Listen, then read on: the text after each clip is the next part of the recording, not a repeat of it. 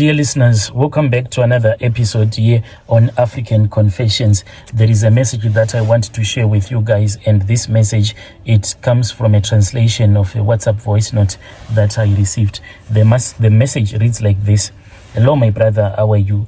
Can you please post my own story as anonymous? My brother, when my story started, my grandfather, he used to give us a lot of herbs to eat and to drink. So when you would be giving us these herbs to eat and to drink, he used to say that, my grandchildren, I do not want you to suffer by the time that you are all grown up. I do not want you to suffer from erectile dysfunction, and I want you all to have such strong manhood, so much that you will be able to satisfy your wives by the time that you would have gotten married. So my uncle, he used to feed us a lot, most of these herbs. Even right now, I have such a extra huge manhood that has made my wife to suffer a lot. So by the time that my uncle was feeding us all of these herbs, I then found out that my uncle, he loved me more than all of his grandchildren. It then happened that one day my uncle told me that there was this other place that he wanted me to accompany him, and he said that, I want you to lie to your parents. I do not want you to tell them exactly where we are going. And that was what we did. When the next morning came, my father and my siblings and some of my other cousins, they went with us to the bus station where my father actually paid for the car that we each hiked. He paid the full amount of the money that the driver had asked for. But along the way, my grandfather then told that driver that he was supposed to stop his car immediately because he wanted to get out. That man said, but you have not arrived at your destination. But my grandfather insisted that this was his final destination. Well, I was confused, but we then got out of the car. When we got out of the car, the driver was confused as well, but he just decided to let it go since he did not know me or my grandfather. He then drove his car. After he had driven his car, my grandfather then said to me, follow me. So I then started following my grandfather until we had arrived at this other village. So my grandfather then mixed some herbs that were so bitter. These herbs, my brother, once you have drank them, they will give you diarrhea, and you will have a running stomach so much that you will think that you are about to die. After giving me those herbs, my grandfather told me that we were supposed to go on a fasting period whilst we will be preparing our bodies. He mentioned the fact that we were supposed to go up the mountain. So I drank those herbs for 2 days, my brother. I had a running stomach. He said that when I was having that running stomach, I was actually cleaning myself. The herbs, they were cleaning each and every toxic substance that was in my body, because once we had climbed the mountain, I was supposed to be pure. I was supposed to be clean.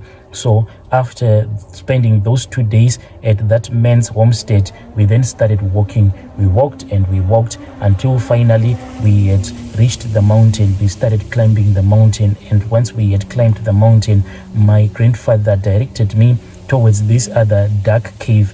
We then entered into that dark cave. One thing that amazed me was that when we entered into that dark cave, I saw that there was water, sort of like a waterfall that was inside that cave.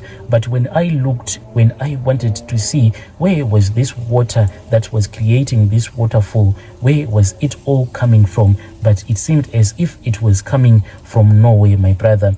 My grandfather, he then started stumbling around as he was lifting these other rocks that he had placed in that cave, and finally he then showed me this other reed basket, and inside that reed basket there was a lot of stuff, and most of this stuff, it was nothing but traditional charms that he was showing me. He then took this other guinea fowl feather and he showed it to me. That was when he told me how he had managed to get hold of that guinea fowl feather. My grandfather then told me everything that had happened in the past. He told me that a very long time ago, when he was still a very young man, what happened was that he used to work for this other white farmer. When he was working for that white farmer, he was working as a tractor driver, and the white farmer then loved him a lot. And when the farmer started loving and favoring him a lot, this caused a lot of hatred. And the foreman, who was the foreman on that farm, started hating my grandfather, and he ended up bewitching my grandfather. So how did they get to that point whereby they were bewitching each other? What happened was that the foreman, he could neither read or write, just like most of the people that were working on that farm. It was only my grandfather who was able to read or write.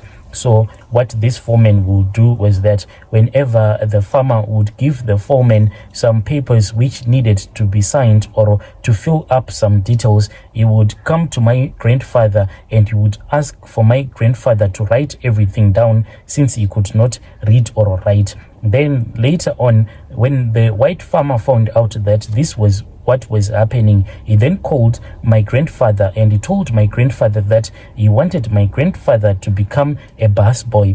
So a busboy was someone who was very close to the obas, and after my grandfather had been made to become a busboy, everyone started hating him. So the foreman thought that the boss was trying to humiliate him.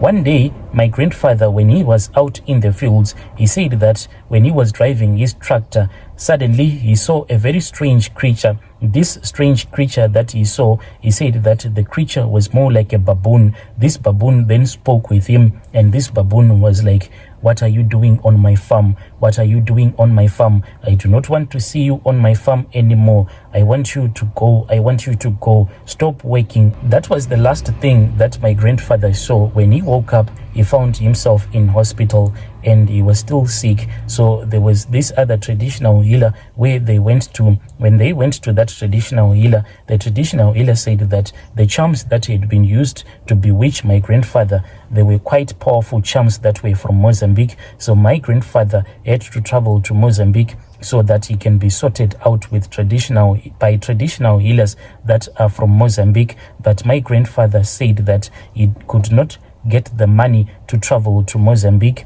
He then forgot about everything, but still he was very sick. It then happened that my grandfather visited this other healer. He was just a regular healer who was not very powerful. He used to work on a nearby farm. This man, he was from Mozambique, and this man, he was the one who ended up giving my grandfather all of those tokologies in form of a guinea fowl feather. And when this man gave my grandfather the tokologies, he said that some of them, they were for pure luck, some of them were for his own protection and to protect his homestead back in the village. And he was given some rules that his wife, my grandmother, was never supposed to know about these charms when they were still working on that farm.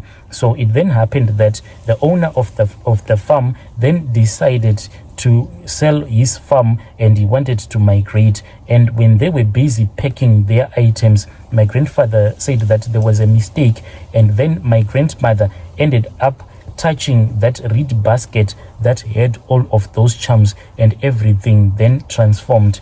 So my grandfather showed me that reed basket and he said that these are my charms. These are the charms that were given to me by that man who is from Mozambique. So I keep them here. I just keep them here to be safe. My grandfather then told me that if I was ever going to get married, I was never supposed to tell my own wife about this story.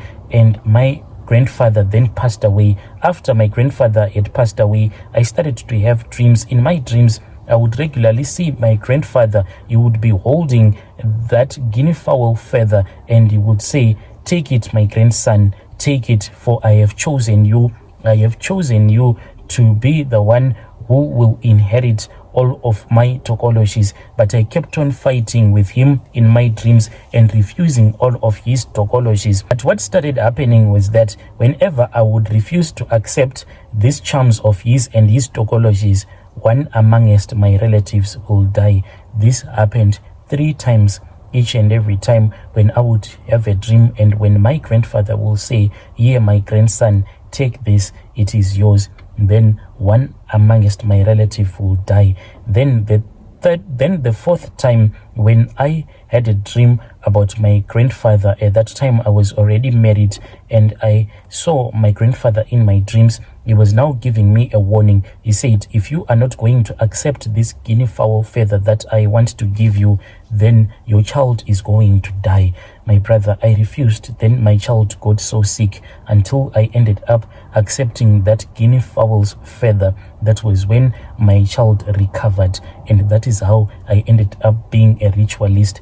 And regularly, each and every year, I have to travel to that village, and I go and I climb up that mountain, and I fulfill this covenant and perform the same rituals that my grandfather performed all his life. Each and every time when I drive to that village, I have to lie to my wife.